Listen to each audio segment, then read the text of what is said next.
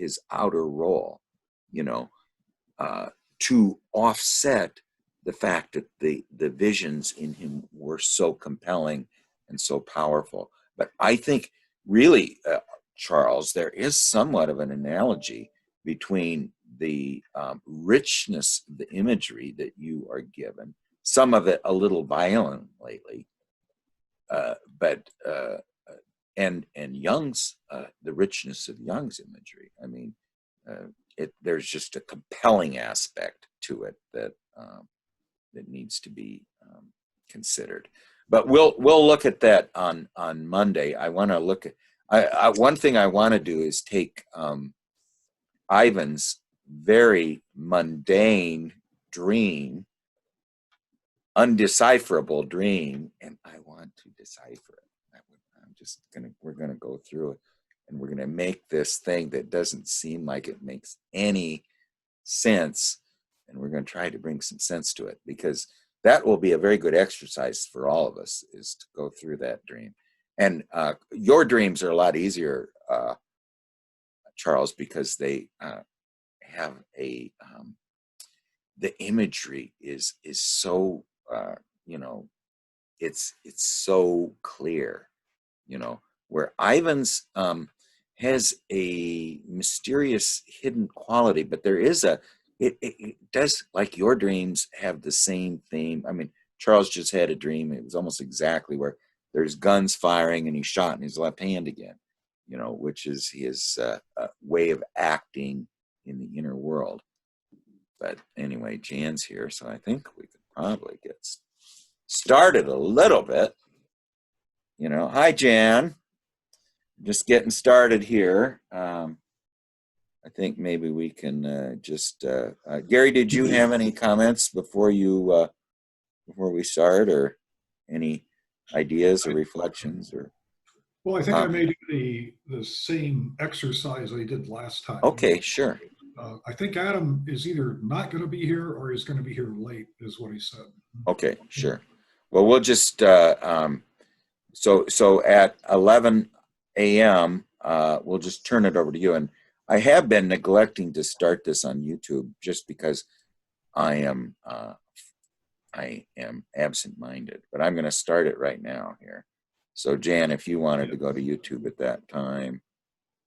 And you can run late too. I think we only need like 15, 17 minutes for what. Oh yeah, but we're going to stop at 11 a.m. anyway, just to okay. You know, so everyone can, you know,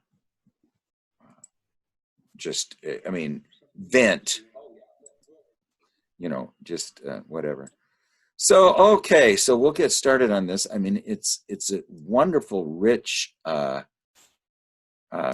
We're only going to go through 3 dialogues, but they're just so beautiful. I mean, the last one on the 20th is one of the most beautiful prayers I've ever read. Hi, Marina. How are you? And the prayer on the 20th, which is sort of a summation of what he's done so far, is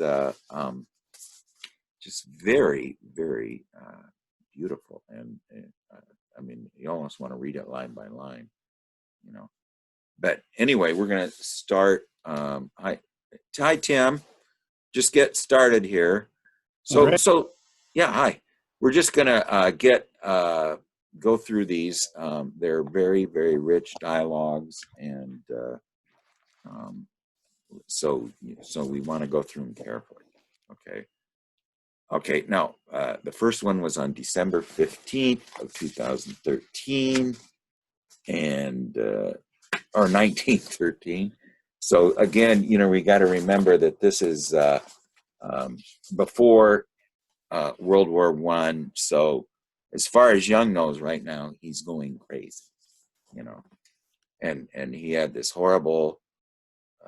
He's feeling unbelievably depressed, unbelievably low, because you know, he's trying to grasp or grope in the darkness of disconnecting himself with absolutely no other alternative from the psychological community, because they did not his snake did not agree with them, and he knew that something else was important, and it really was just writing symbols of the libido, or symbols of transformation. He started on them into the mythic realm, and so anyway, the first one is kind of short, but it's on December 15th, and he just reads now. He reads the book of my most difficult experiments. That's the first thing he says. Well, Sonu Shamdasani titled a whole chapter on that. The book of my most difficult experiments. So he knows this is an experiment only he can do, and it is one where a world is opening up to him. A heretofore unknown realm is opening up to him, and we're going to find that today. What this realm is. At least he's recognizing it. He says, I open you with inner resistance. He says this every time. He's doing this after, again, seeing 7 to 9 patients a day, having, I think at that time, at least 4 children, and, having, being married, and also still, lecturing and writing papers and everything else. So he's coming to this book really late at night with great resistance, inner resistance. And he says, I have to coax myself like a nervous horse. Everything in me balks at the immediacy of this experience. The more I read this, the more I know what a treasure this is. Because it's something that was never meant to be published, and it's a human being, discovering the realm of soul, and discovering that its ontological purpose in the universe is to be an empty vessel for this realm that he's discovering for the first time. Like Jung used to say, discovering this realm at the first time is like Copernicus discovering that the earth revolves around the sun, not the sun revolves around the earth. So you're discovering you're not the master in your own house. This is what we're seeing in this thing. And he says, I shy away from myself as if I were a nocturnal monster. And this means kind of that, that he is confronting things that are so odd. He has this, let's see, and we're going to find this in the next dialogue as well, that he is what he's confronting in is so non-ego, and it's frightening. This is this figure that he sees over and over again, and he's does a painting, a wood carving, another painting, and then he does a actual sculpture of it in his garden of a figure he calls, I know I'm mispronouncing, but it's Amatu Victu. It's that's what he called this, but it's this monstrous being of the soul, who, by the way, this is one of the strange things about being a human being. We still have this inside of us. This consciousness, which Jung called eyes of beauty and woe. This is still alive in us. And it's not human, but it's there, it's there. And so now the difference between that bear and us is our bear is speaking to us with grammar and with language and with words. You know, in the bear's awareness, it's speaking a different language, more image based. But I think really that is why the unconscious is called the realm of images, is because before the Homo mythicus came around, or the non-knuckle walking hominids, as Joseph Campbell called us, how did it communicate with the consciousness of the bear? It was with images, you know. So this is kind of a vestige of the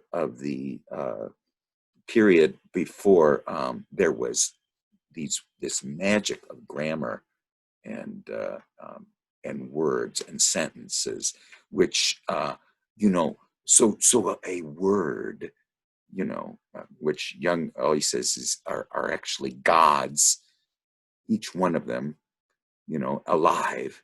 And that's why the anchorite tells him that the book that he keeps reading over and over again is alive. So don't ask me why I read the same book over and over and over again, you know, especially when it is a if it's a genuine product of the unconscious. Okay. Hi, Kevin, by the way. I didn't say hi.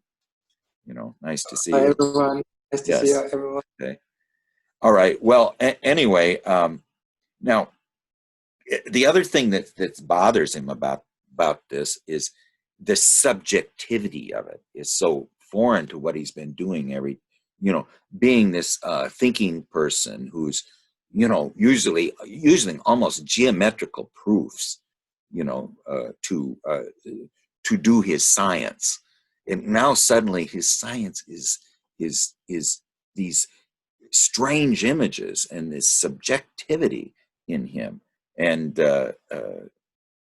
you know, is the subjective is horrible and terrifying to him. And he says as if I should devalue everything that's subjective in me should be devalued and is superfluous. Well, he's finding it's not, you know. I mean, now you can call it subjective, but we're going to learn what subjectivity is soon, you know, where really all these things that are coming into our awareness are not subjective. What is it they say? The alchemists say, ob- objectify the personal. That means all your emotions, all your fears and your doubts and everything, objectify them. But personify the objective. You know, these images that come to you, give them names, talk to them, write dialogues to them, ask them questions. You know, I mean, that's the alchemical way, you know. So the subjective, what he must overcome is the feeling that the subjective is nothing and it doesn't mean anything. All these images, these hypnagogic visions and dreams that he's dealing with in this book of my most difficult experiments. So then we go to the dialogue on 12:16. He's doing a lot in this period, and if you remember, he missed 2 weeks, you know, of this, and now he's coming back to it. I mean, he did about 4 dialogues 2 weeks after he wrote his letter to Freud. Then he waited 2 weeks, and now this is what we're seeing is sort of the second iteration of his going to this book, you know. So he cried. Some voice cried within him, or he cried himself. To journey to hell means to become hell oneself. He's experiencing agony, you know, and that's why I think if he didn't experience this agony, he would not be coming to this book over and over again. It needed this agony, this, you know, what Jung used to say that unless you can touch bottom, you can never be human. You know, a complete whole human. You have to touch bottom. This is something that you discover too in AA. You know, a lot of people, until they have absolutely reached the lowest level where everything is gone, they have nothing left, can they start the journey back to healing? You know, because they, you know, after you awaken, after you've experienced the wound, you've awoken the healing aspect in you that can treat the wound, but you have to experience the wound first. So this is what Jung is experiencing, is the deep cut of this wound. And while this agony is occurring, the healing, redeeming thing is being formed in him also. So it has a symmetry, you know, and we all have this symmetry within us. You know, Jung used to say, you know, if you experienced some grievous wound that could never be healed, you know, and you know, in the example of with this would be losing a child to either suicide or someone murdered your child or something. How do you heal that wound? And he said to be in service to others who suffered the same wound, you know. So anyway, this he says to journey. Now you can state this another way: to journey to the depths means to become the depths oneself. I think there is a lot of still Christian vestiges that come in here. This dichotomy between good and evil that later becomes more of a takes on a lunar character, you know, a more Taoist character, a more feminine, motherly character, where the perfection is not the goal anymore. It's completion, you know. And so at that point, when you're dealing with the completion aspect, there doesn't become you're not in the realm of opposites anymore. You're in the realm of ambiguity, you know. So that's the lunar or middle realm. And he says it's so frightfully muddled and interwoven, you know. I love that word. It's interwoven, you know. I mean, there's warp and woof, you know, involved on this, you know. And he says, my soul on this desert path, there is not just glowing sand, but also horrible, tangled, invisible beings who live in the desert. I did not know this. And he says, the way is only apparently clear. The desert is only apparently deserted and empty.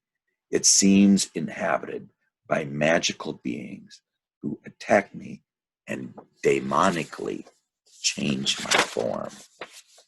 Okay, well, this is, you know, we take for granted our animalness, you know, and that is for a very, very deep individuation. You know, our animal form is something that we need to assimilate. You know, there's that aspect in there, and so he's seeing some of these things, and so the depths are giving him everything they have, you know. And then he says, uh, it seems to me that I have become a monstrous animal form, which I no longer recognize myself.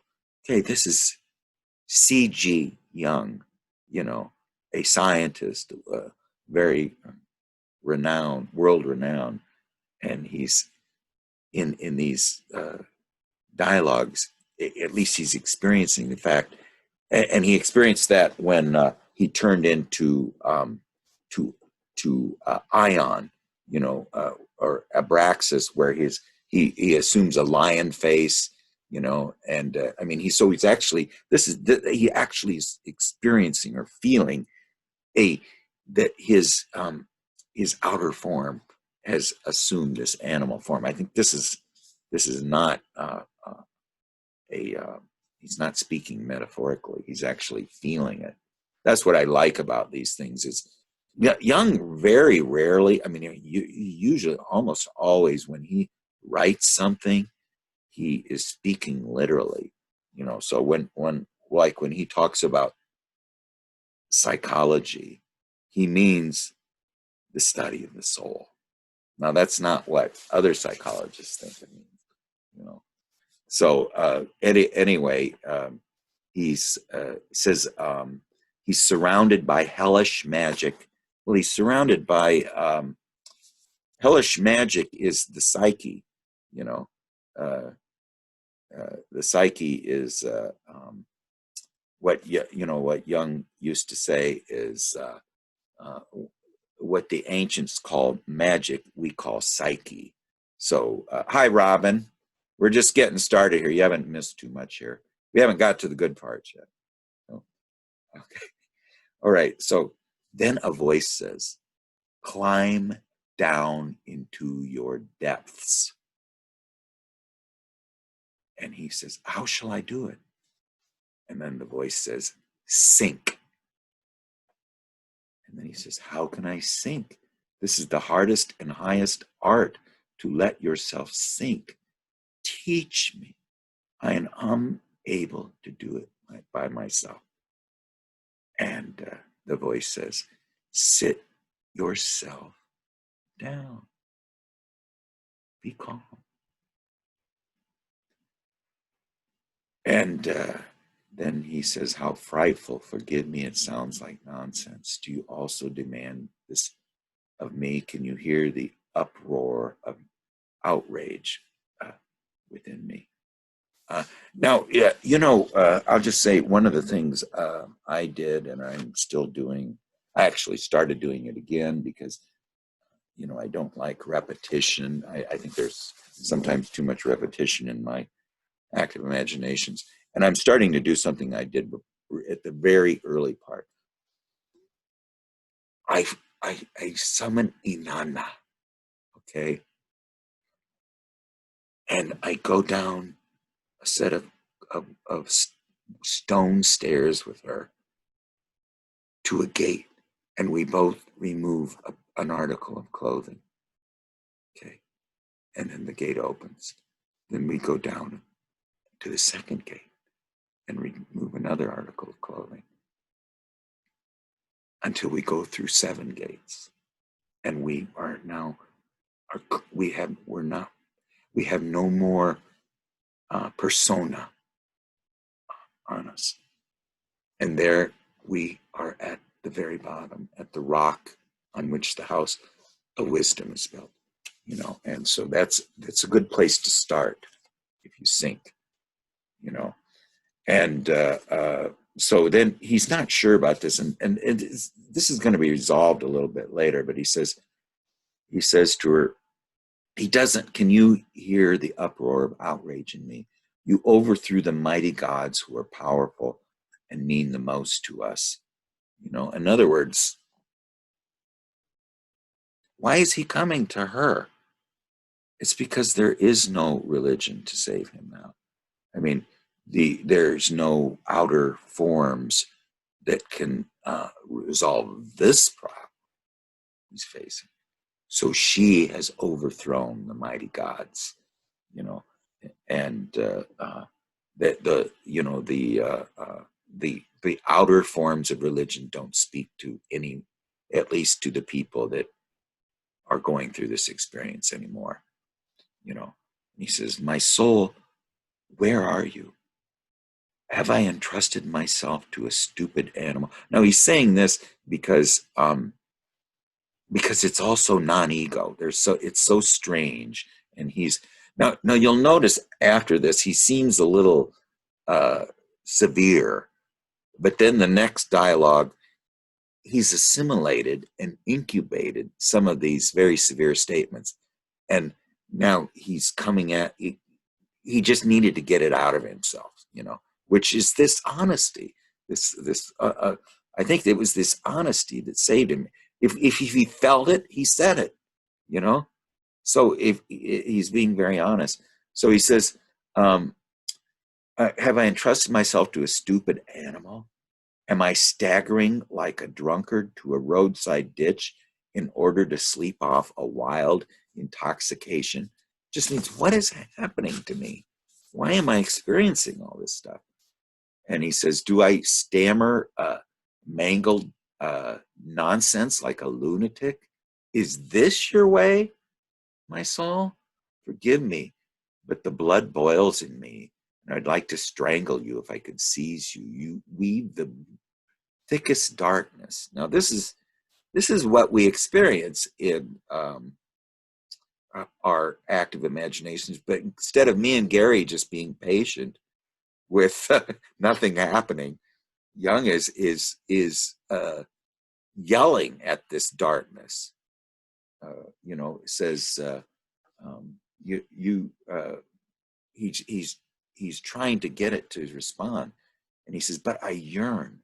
Teach me." And the voice speaks again.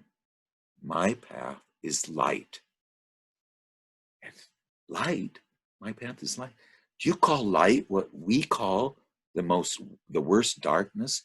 Do you call our day, our awareness, night? Guide me, give me your light, give me your light. And then she says, my light is not of this world. Okay, that was from John, the book of John. My kingdom is not of this world, but she says, my light is not of this world. And Jung says, I know of no other world. And then she says, should the other world not exist because you know nothing of it? I mean, what Jung used to say to people who, when he started to talk about some of his experiences, and people would look at him very doubtfully and say, well, I haven't not had such an experience. In other words, they're saying you're crazy. And Jung, that's no answer to Jung, because he's experienced these things. And he says, well, I'm sorry, but I have. Okay, so there's no argument against that. If you've seen an elephant, you've seen an elephant. And if somebody can tell you elephants can't exist, well, I've seen it. Sorry, don't tell me it doesn't exist, or the duck-billed platypus, or whatever. So anyway, he says, but Jung says, now he's talking about all this strange material that's coming up, and he says, but our knowledge, does our knowledge not hold good for you? What is it going to be if it's not knowledge? Where is our security? Where is the ground? Where is firm land? Where is light? Your darkness is not only darker than the night, but it's bottomless. It's a bottomless well. If it's not going to be knowledge, then perhaps you can do without speech and words too. Well, we just saw this face, right here.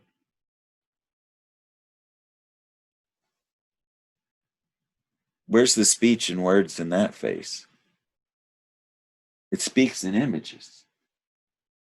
That bear gets as compelling messages as we do. It just has a different grammar, and it's not English, or whatever language you speak. No words either. And then Jung kind of saying as an aside, I could not have dreamed of a more horrendous destruction. I mean, this is the, his dominant function is thinking. He navigates through words, and the logos and the differentiating function. That's his way of being. And this inner voice is telling him that that's not going to help you here. None of this thing that you help navigate yourself on the outer world is going to help you here. Not words, not logos, not differentiating, not structuring things and explaining them. That is not going to help us here. And he says, Forgive me, perhaps I'm hard of hearing, perhaps I misinterpret you, perhaps I ensnare myself in self-deceit, and I'm a rascal grinning at myself in a mirror, and fool in my own madhouse. What are you talking about? There are no words either. I mean, he's reeling at that statement. Perhaps my full soul, you stumble over my folly. And then she says this, and that's why I say if there's a red letter edition of Young Soul speaking, it would be pretty good. She says, "You delude yourself, but you do not deceive me. Your words are lies only to you, not me." That's what she says. And then he says, and then when he hears that, again, he's trying to maintain his standpoint. And he says, but I could wallow in raging nonsense, uh, which like a breaking flood will swallow both you and me. And you know what I think he was thinking now. Now remember, he worked at the Bergolzi, clinic, and his mentors there were these two gentlemen, Emil Kraepelin and Eugen Bleuler. And these two men were unbelievably modern and compassionate in treating the insane. And at Bergolzi, the doctors had to have their dinners with the patients in the asylum, and they would spend they were supposed to spend their breaks with them, and so they were to be human to them. And this was what Eugen Bleuler taught Young. And Young met people like this there, like this guy, who is who he was known as the solar phallus man. He was a patient in Bergolzi, and he would take Young over to the window and show him the sun, and he'd say, "Do you see that thing swinging underneath the sun?" He says, "That's the sun's phallus,"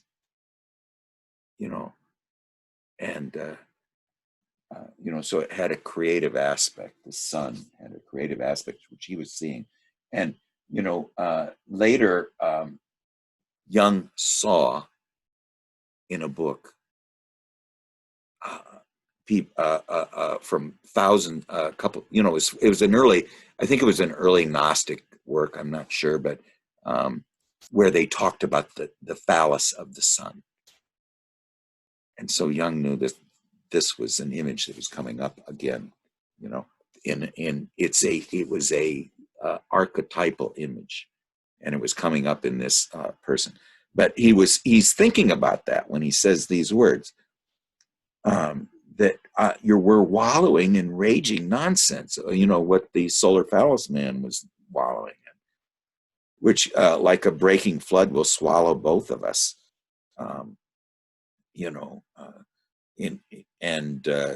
Then the soul speaks again.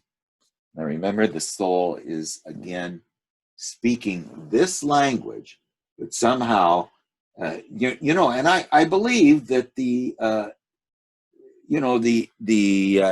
inner world invented these words, and so we didn't invent them. They invented them so that they could evolve, so that the inner image, the whole idea, what Young finds here, and what separates Jungian psychology from every other psychology, is that the ontological purpose of ego is to be an empty, after it has strengthened itself and fulfilled its biological role as husband, father, and taking care of its family, making sure they're okay. At that point, it's to become an empty vessel. for the soul, and it's supposed to be filled with the image contents. And the way the soul is going to fill it now, because remember, the bear does not have this Archimedean point that's separated from its bareness, its role as a bear, and can look back at itself. So that's why we're broken. It's because we do. And we need to that's what the word religio means. It means a ligature or ligament, the thing that connects bones. Ligature, a rope. Yoga comes from the word to yoke, two things together. What the word religio means is that now the ego is going to reunite with nature, with the source. And what we're discovering is in Jungian psychology, you don't find it anywhere else, is and you find it in alchemy, and you find it more richly than and in Gnosticism, is that the ego is now, after the biological role has been filled, become an empty vessel, which is going to be filled with the images of soul. Unlike the bear, so it's a little bit of a different, has a little bit different functionality that Homo mythicus, symbol creating man.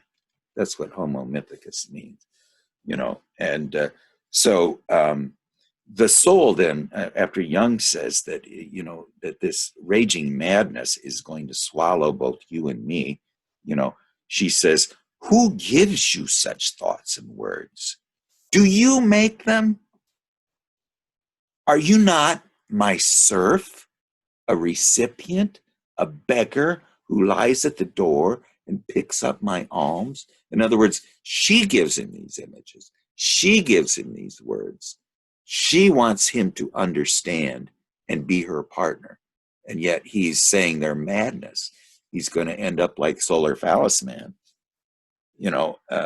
A beggar who lies at my door and picks up my alms. And you dare think that what you devise and speak could be nonsense? These images from the soul, which are to fill him as an empty vessel, creating the symbol that he's right now is not getting. Don't you know yet that it comes from me and it belongs to me? And Jung says, but then my indignation must also come from you. He's remember, he says he always has this inner resistance, and he's expressing his inner resistance now. He doesn't say, oh, okay, I get it. I give. No, he says, he's trying to be as honest as he can and not be, obstinate, but because he feels indignation. Then my indignation must also come from you.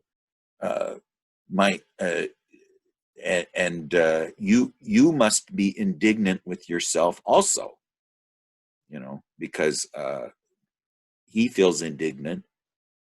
She just said everything that he thinks or says comes from her. He says, well, I feel indignant, so you must be indignant too against yourself. And then the soul speaks these ambiguous words. That is civil war. Okay. She's saying he just doesn't understand. And he talks about that these are cliches, that this is something he says to everybody else. And he's suddenly feeling a sense of the banal. He doesn't understand that this is, there's a banality involved. He feels sick because it's drivel and comedy. But then he catches himself and he says, I yearn. I also crawl through the stinking mud of banality. And the devil on the desert path shall not catch me and fell me. I can also eat dust. Let it rain its filthy cliches or banality. I guess the banality is also part of the depths. He calls it hell. But I do not yield to the banality. I am defiant. You can, and then she talks about all these strange images, the spider-legged monsters, the comma. He thinks that she's trying to just, swim him in this chaos. He doesn't really understand it, but he says, and he doesn't understand the spider-legged monsters, the comical, hideous, frightful monsters. Send them. Give me your best shot. Give me your most spider-legged monster. I am ready, my soul. I'm ready to wrestle with your spider-legged monsters. First, you donned the voice of the mask of a god, and I worshipped you. Now you wear the mask of a monster, and also the mask of the banal, of the dunghill of words and phrases. Only do me a favor. Give me a moment to step back and consider, is the struggle with these masks worthwhile? Was the mask of the god worth worshiping? Okay. I cannot do it. The lust for battle is bursting in his limbs. He's going to figure this out. He was going to be like that. It was a figure in Odysseus. It wasn't Odysseus that was becalmed, and someone told him that if he would catch her father, who was a shapeshifter, he would tell him how to what god he had offended and needed to propitiate, and so they hide in seal skins because he's the god of seals, and he comes down to see his seals, and they jump out. They have all this stuff in their nose so they don't have to smell the horrible stench of the sealskins. And then they grab him and they won't let him go until he tells them how to leave. And Jung felt the same way about all of these images. He was defiant and he was going to seize them. And he says, I want to seize you and crush you. And he calls her Hanswurst, which was a figure in some comedy books in the turn of the century. Meant a buffoon. It's an unequal struggle. My hands grasp at air, but your blows are also air. And then suddenly there's a redeeming thing. I find myself again on the desert path. The desert vision. I mean, this is a shift, okay? So this is one of those sudden drops that Barbara Hanna talks about, that as he's saying all this stuff, suddenly, boom, he sees an image, okay? And the image is before him is the desert path, and he sees the solitaries wandering along its roads. And he says, that arrow hit the target.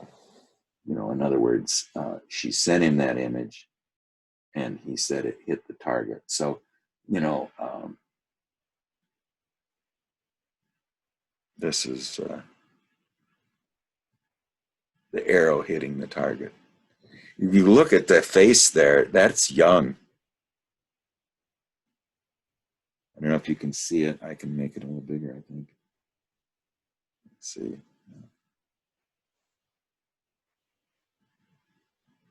See? It's mustache and everything else. That's Jung. But that's the arrow hitting the target. And he says, but he says, in this street lurk invisible robbers and assassins and shooters of poison darts. And it sticks in my heart. This hit him. And its poison burns. Bloody mists blur my eyes. Someone then, he feels it. This has actually happened. I mean, when we're reading these, it was Elijah told him, only write what you see. So he's only writing what he sees here. Someone loaded lead on my shoulders. He felt a burden being put on, a very heavy burden on his shoulders. And he says, but I want it. I want it. Okay. Now, keep an eye on the time here. The only reason I'm kind of going through this is because it's, if anybody has any comments, just jump in. Does anybody have anything? I mean, go ahead, Tim. Well, I'm struck with how similar this is to my discovery when I went through my process with the visitation by the Muse. A lot of these same elements came out for me. It's fascinating to me how similar it is. It always felt like such a totally unique experience, and I'm just kind of astonished at the parallels. Yeah, it is. It is because he's a human being. You're a human being. I'm a human being. I mean, we're all human beings, and we're discovering this world. I mean, he's going to talk about it later in such. I don't know if we'll get to it, but the dialogue of 12:20 is a prayer to this world, and we're going to find out some of its nature. And he says at the end of the prayer, he says these beautiful words, that you make me utter these words, and you possess secrets, and I had no idea you had these secrets. And he's so grateful to her for sharing them. And I had I'll tell you, the most compelling experience I've ever had just recently here. Let's see, this was an image I had. This was actual, I saw this. The soul, whose ivory-bodied soul, sat next to me. And there was this muddy road. And then there was the most important image in the dream was this piece of wood with air in it. And then a dog lies at our feet. And she says, this is our path. Now, this is the first time she'd ever manifested to me in a vision, okay, like that, and clearly. I mean, I saw her slowly form in front of me, and then she moves like this to my right, and sits beside me. And anyway, it was. We can talk about that more later, but it was. That was actually after I restarted my Inanna thing to, going through the 7 gates. So that seemed to work pretty good. If anybody wants to try that. Okay, well, now the next dream is on 12:18. This is one of his most famous dreams, okay? Now this one is not a vision, it's a dream. The following night was terrible. I awoke from a frightful dream. Okay, now this is the dream. And I love the version of this in the black books. We'll read this in the red books, and it's kind of like the images of the red stone and the injured hero, and then the scarab, and then the underground sun with all the snakes coming out. It's much more sparse in the black books, but I like it better because I think it has that sense of immediacy and reality before it's got layers of conscious attitude put on it. So there's this idea of this is we're experiencing it like Jung does here. And so he's with an unknown youth, and then he writes in later in pencil, a brown savage, and we're in a mighty mountainscape before daybreak, but the eastern sky is already light. Okay, and then they hear the hunting horn. Have you ever heard a hunting horn? Woo, like that. It's this kind of a real loud. It's also the same, I think, sound of that the Vikings ships would sound as they came into port or went into battle. You know, he's sounding the hunting horn. So Siegfried just doesn't just ride in his chariot. He accompanies himself with a herald of his coming, which is blowing his hunting horn. So that's kind of shows how you know what a great figure he is, you know. And so his hunting horn resounded over the mountains with the jubilant sound, the joyful sound, and we knew that our mortal enemy was coming. And he underlines mortal enemy. We, him and this brown youth, are armed and lurk beside a narrow rocky path to murder the hero. And then he came across the mountain on a chariot made of the bones of the dead. Now, these are all important images, okay, that we can just gloss over, but they're pretty important. And now he says this in the Black Books, doesn't say it anywhere else. And he's in a white garment with black mystical figures on it.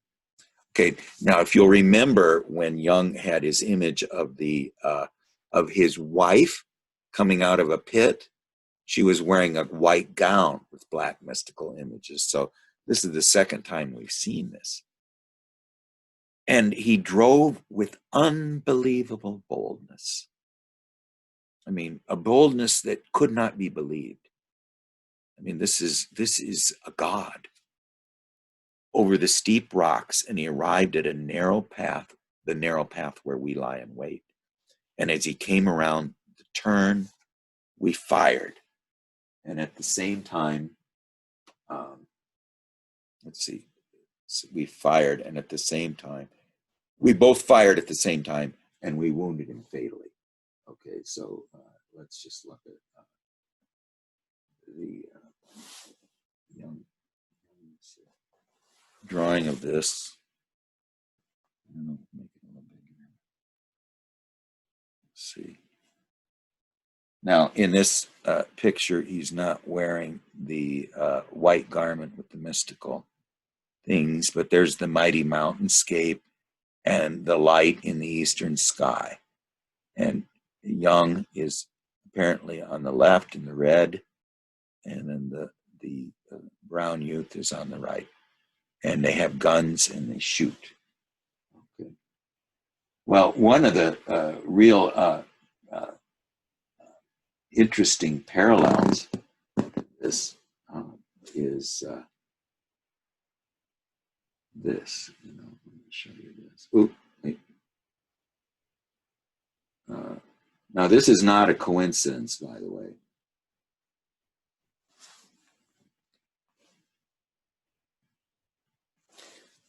That is the Archduke Franz Ferdinand being assassinated by Princip. So he's Siegfried. He's the great hero, the Archduke of the Austrian-Hungarian Empire, son of the emperor, the crown prince. And he's being assassinated by a man named Princip in Sarajevo. And by the way, that was the third attempt. You know, they had missed him twice, and they gave up, and they're in a coffee shop drinking coffee. And then here comes the dummy riding right by the coffee shop again. This is the third time they tried to kill him, and here he comes out. So, Princip puts his coffee down, runs out the door of the coffee shop, and there he is in an open touring car, and shoots him. Well, this was the event that started World War I, because at that point the Austrians, the Austrian-Hungarian Empire consisted of Austria, the Czech Republic, Slovakia, Bosnia-Herzegovina, Croatia, Serbia, Macedonia, and there's probably another country that I'm not sure of, but it was what was used to be Yugoslavia, and the Serbs were, always in revolt. So then the Austrians moved in to crush this separatist movement in Serbia.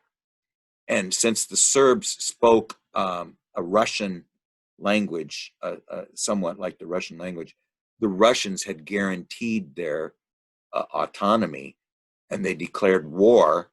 The Russian Empire, Tsar Nicholas, declared war on Austria, and then of course Germany. The Kaiser had such a close relationship with Austria. He declares war on Russia, and then King Edward declares war on who was the first cousin of the Tsar, declares war on Germany, and France joins them in an alliance, and that starts this crazy war where in one day 250,000 people would be mowed down by shotguns or machine guns or killed with mustard gas every day for 4 years. I mean, I think it averaged about 15,000 people a day or something wild figure dying every day in combat, So anyway, that also led to, it was this pivotal moment in history. And all these monarchies, the British monarchy, the French monarchy had gone away, prophesied by Nostradamus, by the way, in the 1790s, and so it didn't have a monarchy, but all the other countries did. Germany and Austria and Russia, and every single one of them, other than Britain, did not have a monarchy afterwards. They became, of course, in Russia, Lenin, I don't know what you would think of Lenin, a dictatorship, but anyway, and then after that, we've got, James Joyce, Picasso, Einstein, Gertrude Stein, Ernest Hemingway, the Dadaists, Paul Klee, Brancusi, Bertolt Brecht. There's just this explosion of free form art. Hemingway. Think of Hemingway. Think of Ulysses and Finnegan's Wake and T.S. Eliot. And The Wasteland. There's just this, and the Dadaists. The famous woman descending the stairs. I don't know if you've ever seen that, but it was this, where you got into this abstract freeform, and then Bertolt Brecht, Brancusi starts to suddenly sculpt like the Venus of Lespugue from 35,000 years ago. He's starting to sculpt in that kind of a way. And then Hemingway, he was, somewhat of that school. Faulkner, Faulkner wrote much like that, just beautifully, combined history with it, But anyway, it was this great break, Jung and Freud, okay? Those were two, and Alfred Adler. Anyway, so that after they had wounded him fatally, his companion rushes forward to finish him off. Okay, and so this is just shocking. Who kills Siegfried? Who can kill Siegfried? Who can kill this god? Well, Jung did. Who kills the Archduke of the Austria-Hungarian Empire? A Serb does. And thereupon he turned to flee, and a terrible rain swept down. Now this rain is going is very archetypal. After the murder, the rain falls. The unconscious, the heavens are unloosed, after this act. If you remember, when Christ dies, it becomes dark at midday. The sun disappears. There's just this aspect of the cosmos is participating in this tragic event. So then he bounds up nimbly up an incredible steep path, and later helped his wife, who followed at a slower pace, to ascend. And people mocked us as we went, but I didn't care, since this indicated that they didn't know that he had just murdered not just anybody, but Siegfried. And after this dream, he went through a mortal torment unto death, and he felt he must kill himself if he couldn't solve the riddle of this dream.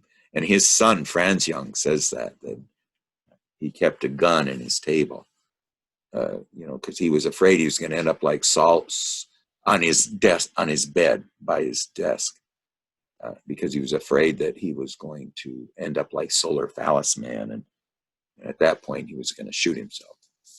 So he's very he's just reeling. So if he couldn't understand the dream, so he's lying awake in bed, and he gradually, it dawns on him. Now remember, he just had this argument with the soul about not wanting to be drowned in the sea, but both her and him drowned like Solar Phallus Man in this nonsense, what he called nonsense. But while he's lying there awake after this dream, it gradually dawned on me: the highest truth is one and the same with the absurd. Now, I think the idea there is that it is wordless, and there's no explaining it. That's the highest truth. It's wordless, and there's no explaining it. Now, that's what the symbol of transformation is. He's actually what gradually dawned on him was the transcendent function, the philosopher's stone. That's what gradually dawned on him. The third thing, which is the symbol, and there is no words to explain. There are no words or systems of thought that could possibly contain boundless life, and that's the same thing about the symbol, that there's no words to explain it. And that's what dawned on him. What the highest truth is one and the same with the absurd. This is the only way we can transform. This is how we communicate with the other world, because the other world has the same awareness as this being here. This is who we're communicating with, and yet it's using our words, but it's using it in the ancient fashion, the ancient fashion with it communicates with all life, and that's through images. Now it adds words to that, which is a great leap forward in conscious awareness, because it has subjects, verbs, and predicates, and so there is a flow to it of understanding, a more subtle way of understanding than you can have with images. But the highest truth, the symbol, is beyond words. And the two roles of ego consciousness is to be both the medium of expression of the absurd, and to be also to add some type of words to it that are of a symbolic thinking nature, though. Like Jung's soul told him that he needed to give his heart to the world of men and outer events, and his intellect to the inner world, which was the exact opposite of what he'd been doing up to that point. Okay, he'd been giving his intellect to the outer world, and he was sentimentally, because when you're a thinking function person, all you're feeling is very sentimental, and it's not very it's not real, it's fake, so he's giving his heart. He doesn't know who he's giving his heart to. Sigmund Freud's daughter and Albert Ory, who was Jung's best friend, both described him as an asocial monster, because Albert Ory, when he first met him, he says, "Who is this asocial monster?" And then when Jung came to meet Freud the first time, he sits down with Freud and Anna Freud, his wife, and his 5 children, and he completely ignores them all and just keeps talking to Freud about, it's at dinner time. Let's talk to the kids and the family and ask them. That's what my wife says to me. She says, stop telling so many anecdotes. She says, when you go into somebody's office, look at the pictures on their desk and say, now who's this little guy? Because I suffer kind of too from being a head person. I'm too much in the head, and not enough in the heart. So Jung is supposed to give his heart to the world of men, which he hadn't been doing, as Albert Ory and Anna Freud, or Freud's daughter, said. That was something she wrote later in life, but she was 18 when he came over. Hi, Alex. We're just getting into the good dream here. Okay, so now at this moment, suddenly, like the rainstorm that came, there was a moment of healing catharsis. This is so beautiful too. It is absolutely gorgeous. In this moment, that enormous tension, after he realized that the highest truth is one and the same with the absurd, at this moment, enormous tension was released, and like rain, it swept away everything that was tensed before, too highly strung, and my sleep returned. And it brought with it a curiously beautiful image. Forms walked clad in white silk in a colored atmosphere, each surrounded by a strangely fragrant, glowing, tinted aura, some reddish, others bluish, and some greenish. Well, that's feeling, thinking, and sensation. It was a magical, spiritual, and sensual feeling radiated from this image, and I fell asleep like a convalescent. It was the healing thing. I had stridden across the depths, and now I see light, but it seems to me that I am in a new world. Where am I? Now, he says,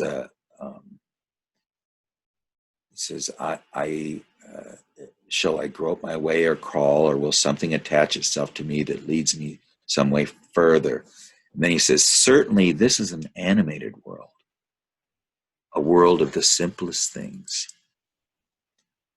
No world of will be or must be, it seems to me, but rather a world of maybe, with entirely undetermined possibilities, a world of colorful twilight. It's the middle realm. This is what James Hillman was telling us all about in Revisioning Psychology, and it's the middle realm of soul, this lunar realm, colorful twilight. It's not a solar world. It seems as if there are now this is so beautiful to me. It seems as if there are only modest waysides here, close at hand. This is the immediacy of it, the imminence. There's an imminence, that God is imminent. This is the Hasidic tradition, is let's find what's holy in the everyday. It's the imminence. There's only modest waysides here, close at hand, no distant targets. Like the desert told him, there's no distant targets. There's no broad military straight roads. It's of the simplest things. It's a strange world in between. Everything emerges in soft shades, a colorful painting, harmonically fused in itself. Just beautiful. And he told Aniela Yaffe later, and this is in the protocols. Hi, Alex. We're just getting into the fancy dream here. There is some kind of in-between realm. The term definitely occurred in the original version of the dream. The in-between realm. This is what James Hillman calls the middle realm of soul. So it's not the world of our world. It's not the world of God. It's this middle realm of soul. And they say that Jung's God was his soul, and he's going to actually say that in the next dialogue, that she is some sort of a god. He doesn't know what kind. But this is some kind of in-between realm. And the term definitely occurred in the original version of the dream. The idea was that if one is confronted with the shadow, but I think he meant actually with the unconscious, as with the case through the experience of Siegfried's dream, then this idea comes forth. You enter a twilight.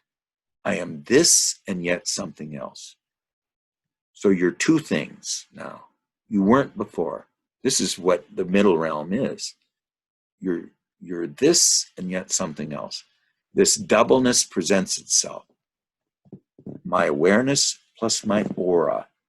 Something that I am and something else that is distinct from me and yet is part of me. And it has an indication of the unconscious which reaches strangely far beyond me, like a saint's halo. This has the strange effect on the attitude towards the human being. If one is in the company of several persons and knows them and knows about their shadow, one sees these people as they are, but they are something entirely different. They are surrounded by a strange aura, by a strange sphere. Now, this is what he's saying about everybody he meets. He knows this. They live in a strange light-colored sphere which circumscribes this other, this I and yet something else. So you got to think about that. When the Indians, and I try to do this too, if somebody comes into my office and they are, I don't know them very well, and I try to look, while they're talking to me, I look over their left shoulder and I try to see what the Indians called the long body. I try to see their grandparents and their parents and their wife and their children as they're talking to me. And I think this, since I'm don't have much of a very good feeling function, that helps me relate to people, because I tend to be more of a head person.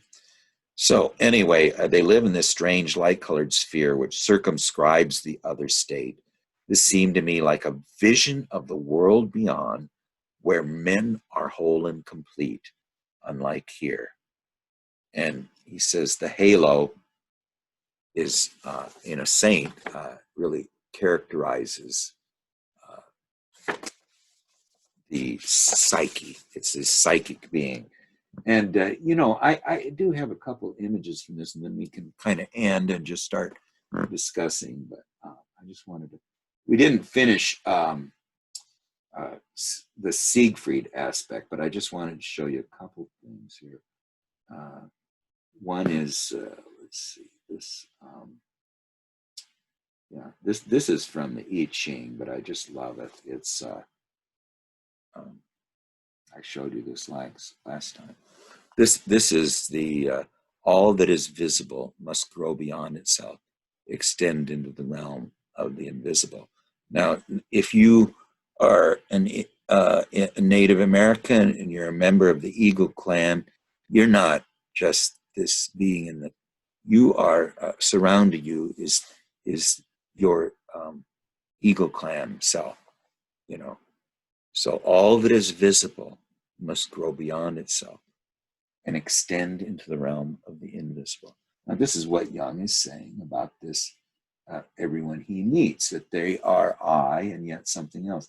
And then this was something, by the way, if anybody has, I will send you, but it's this book by Margaret Ostrowski Sachs. And it's her conversations with Jung. And for some reason, he would speak to her with these magical things he'd say, and she wrote them all down and put them in a book. But he tells her the complete human being is never visible. He's indescribable and always a mystical experience. So he's I and something else, you know. Anyway, I think that's enough for today.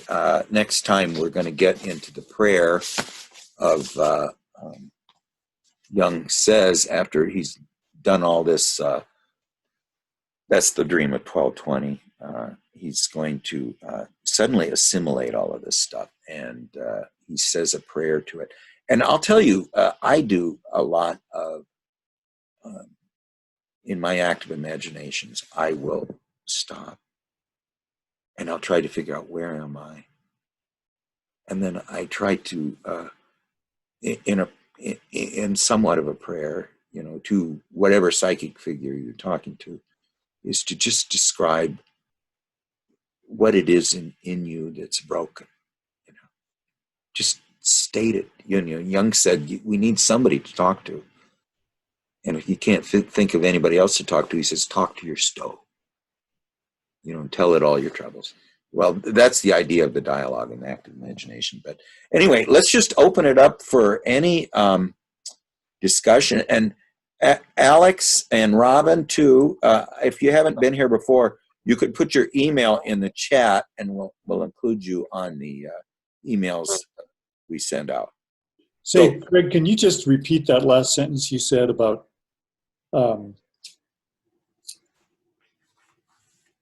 well, there's two things I missed. One was you said we need to recognize that some part of us is always broken, and we need to address that. Well, yes, in my active imagination, you know, I tend to forget the fact that I am broken and that there's parts in me that are wounded, and I don't think about them. You know, I tend to ignore them. So I stop for a second and just consider those aspects in me that are broken. And I really, I don't do this, but I do this when I'm doing my active imagination. I will say a prayer to, in my case, it'd be the Great Mother. Her name is Barbello, and it means the God is afore.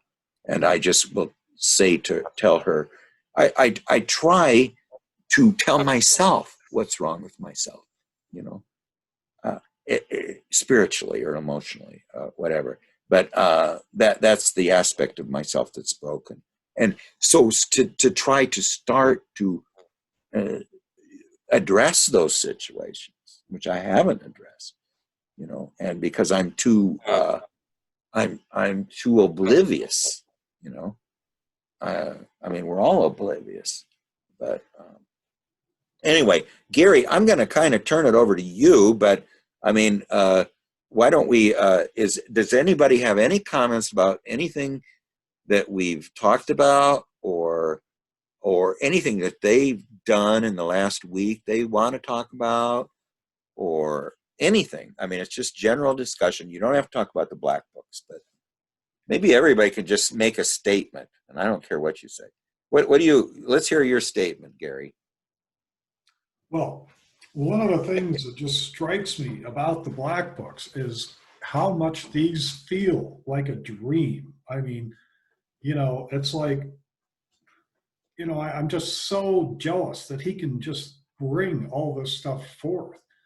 Um, and the thing about it is these images and these characters and the events that he's going through are so, you can just by and I'm thinking, oh my gosh, I'm going to try this, because it's just by looking at this, that you could, like, look at a section, get it really clearly in mind, close your eyes, and just embody the whole sequence. And in doing that, and I think this is a really good exercise. I'm going to torture you guys with it, not this time, but next time. And that'll be and I think it'll be out of the Red Book, because I know there have been people that have put on plays of the Red Book.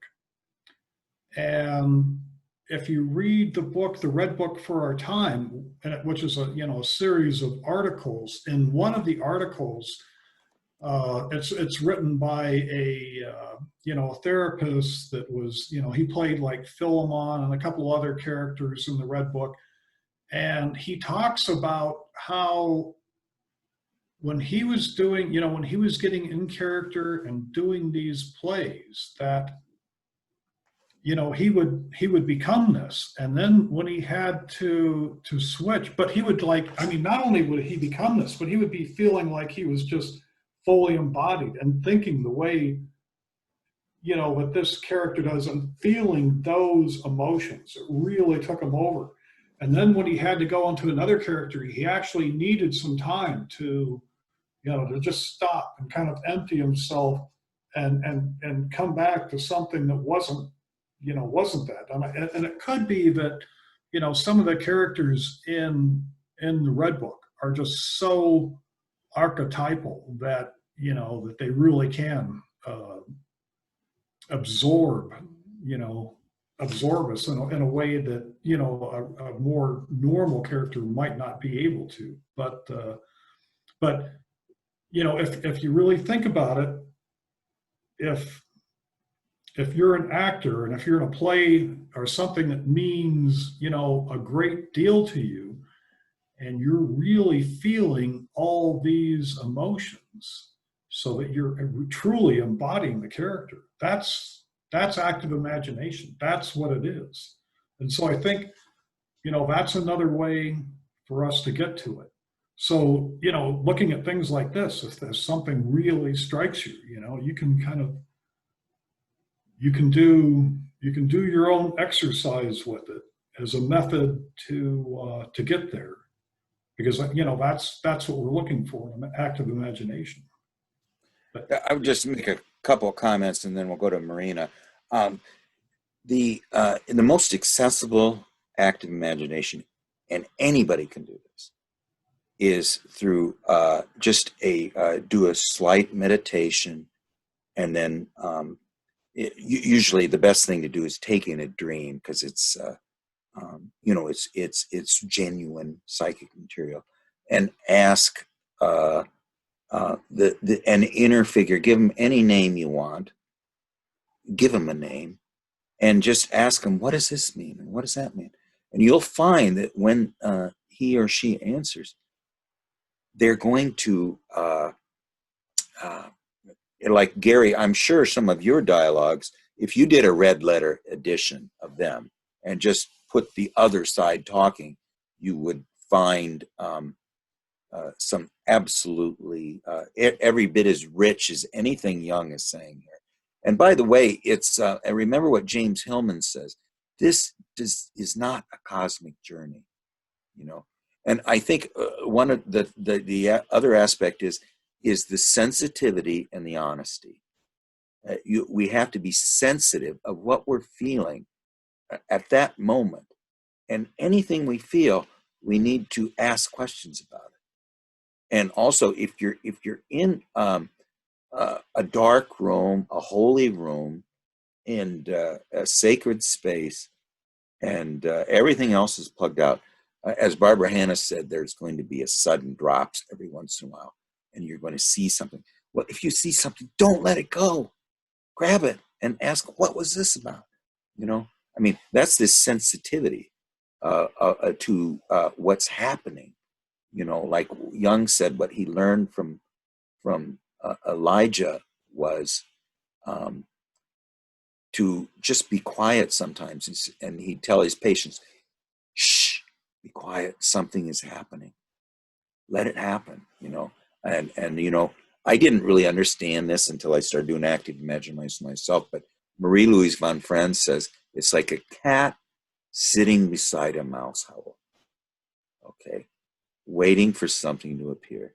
Well, you need to have to describe that attitude is you're in a state where you're not impatient, you're not forcing anything, you're just there, attentive, but not impatient. Anyway, I say anyone can do this. The most accessible way is through the dialogue. Marina, what? Just any statement you want to make about anything. I don't care what it's about. Yeah, thanks. It's really good to hear you talking about it and going through it. I think the sudden dropping, I can really relate to the sudden dropping, and that is a little bit like when you have an illumination and something of the unconscious becomes conscious. And it's funny, really, because the unconscious is deep, and then something becomes conscious, it kind of rises. But it's lovely that Hannah talks about the sudden dropping, which is the equivalent, but in an opposite way, which I think, I don't know, quite cool in some ways. And this stuff is, you know, it's scary, and it's about embracing the absurd. I think that's what's coming to me. Embrace the absurd. Don't push anything away. In my active imaginations, and I'm not very good at them, but I'm trying, and hearing you talk is really helpful.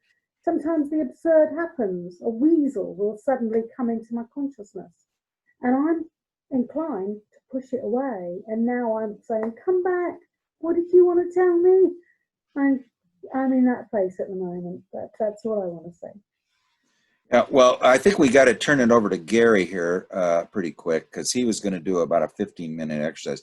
But I just want to show you this really quickly. You know, now these are just hypnagogic images I had, but I don't let them go away. And there was 4 of them, you know, and I say they're all linked. What's the path? That's our path. That's what she says. What is the wood? It is, you know, you must draw this. I knew that instantly. She says it. And then the instincts at those 4 images, the instincts at our feet, at our standpoint, means that we need to, at our standpoint must be life, must be nature, you know.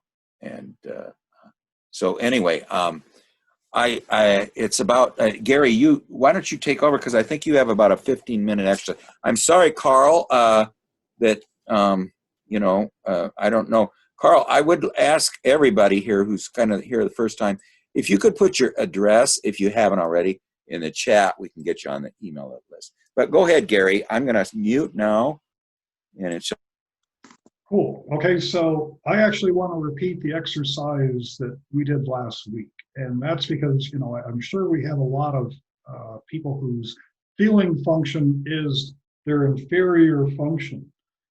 And because, you know, the realms that we really want to contact to do this work are the, you know, the places of feelings and images, you know, we really need to exercise our imagination to do it.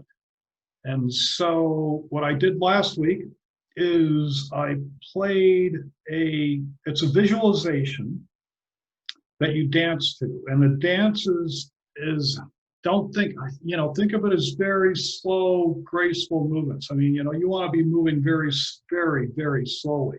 Anyone looking at you might think that you're actually a statue or a mime or something. But then the other thing that you want to do, and this is one of the reasons that you're moving so slowly, is have your eyes closed, because the visualizations, if you have your eyes closed, you'll feel these a lot more deeply than you would if your eyes were open, where it's just like like if you go to a symphony. A lot of times if I'm in a symphony, I close my eyes, and then suddenly the music just gets so much more intense. And that's why we're going to do this with our eyes closed, but slow movements, so that we don't kill ourselves. So now I think I may actually be able to just share the computer sound. So instead, and go ahead and kill your video feed, but I'm going to see if I can. All right, somebody wave wildly if this doesn't actually come on. Softly close your eyes and deepen your breathing. Imagine yourself stepping through a sheer turquoise fabric. It feels like you are passing through a veil into another world. An ethereal world pulsing with sound and vibrations. A world where angels play.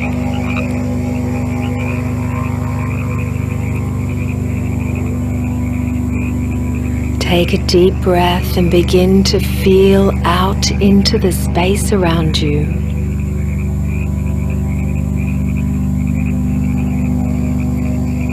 Feel the movement of vibrations rippling and tingling around you.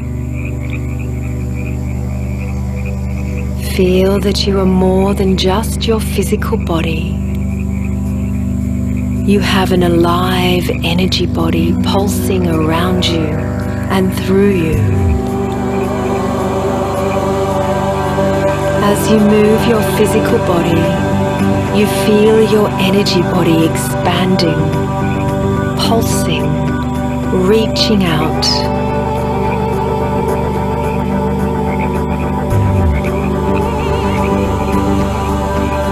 As you dance to the music of the spheres, you feel lighter, ethereal, free.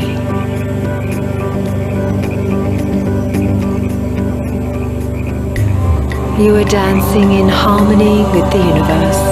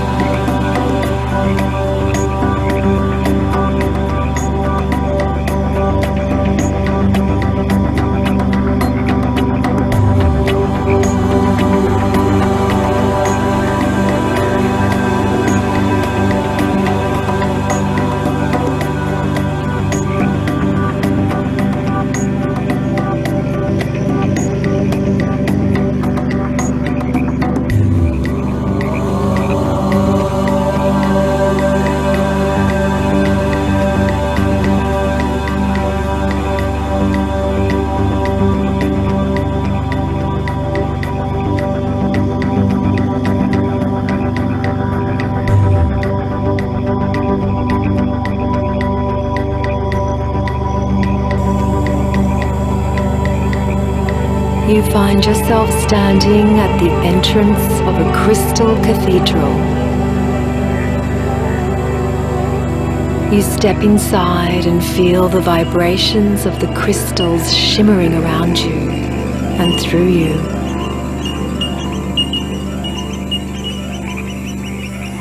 Standing in the center of the cathedral is a dancing ethereal being. Music ripples from her. It is as though she is made purely of sound.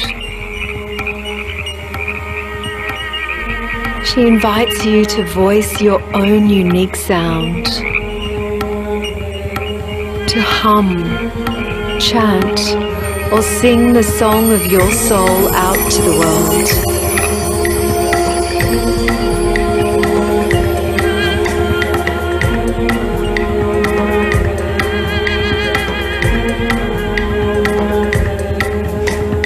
Feel the vibrations of your sound pulsing through your body.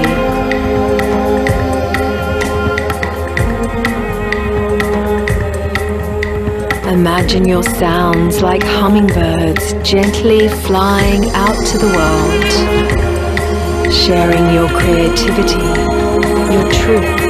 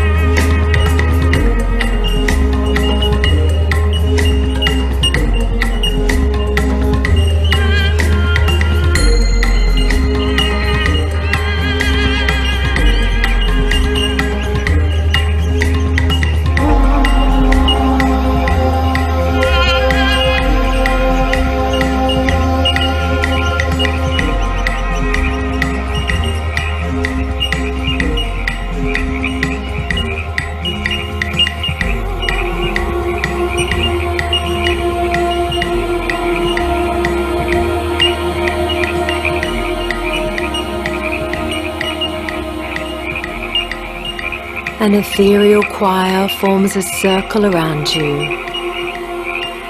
As you sound your own sounds, the choir joins you in chanting healing sounds. Waves of blue light pulse around you and through you. Sound sings in every cell of your body. You feel the pure vibrations like lullabies for your soul.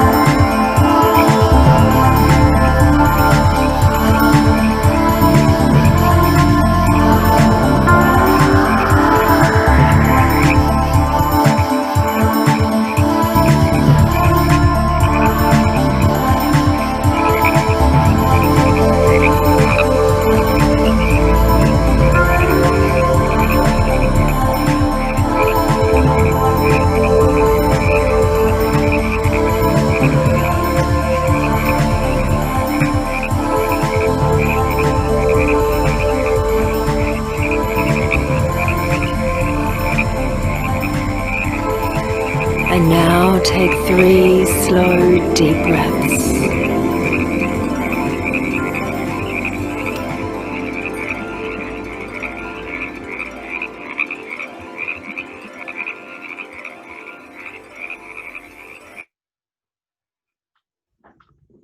Well, and there we have it. And I think we're right at our meeting end time as well.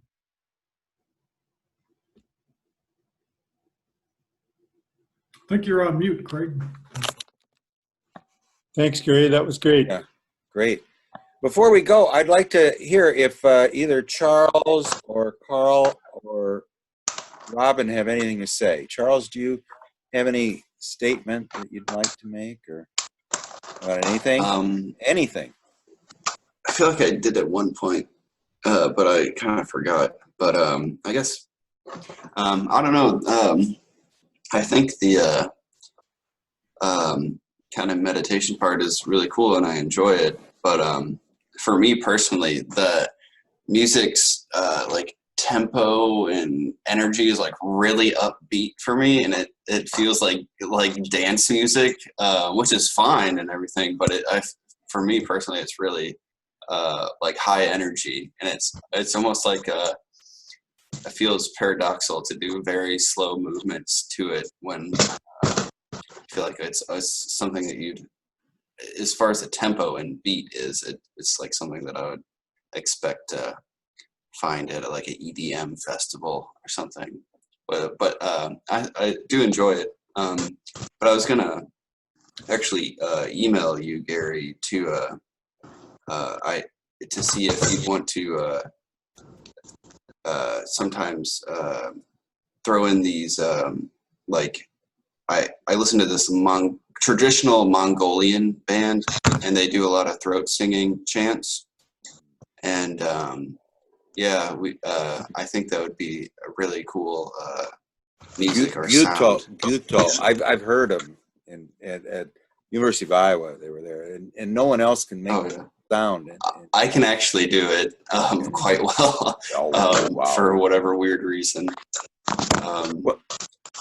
But yeah, I don't know. I enjoy it. But it's like super high tempo and energy for me, and it's very energizing. I think you do whatever the tempo is. But one thing I try to do is I try to imagine that this is not electronic. That all of those beings making that sound are there, including that guy that would do the very high solo singing.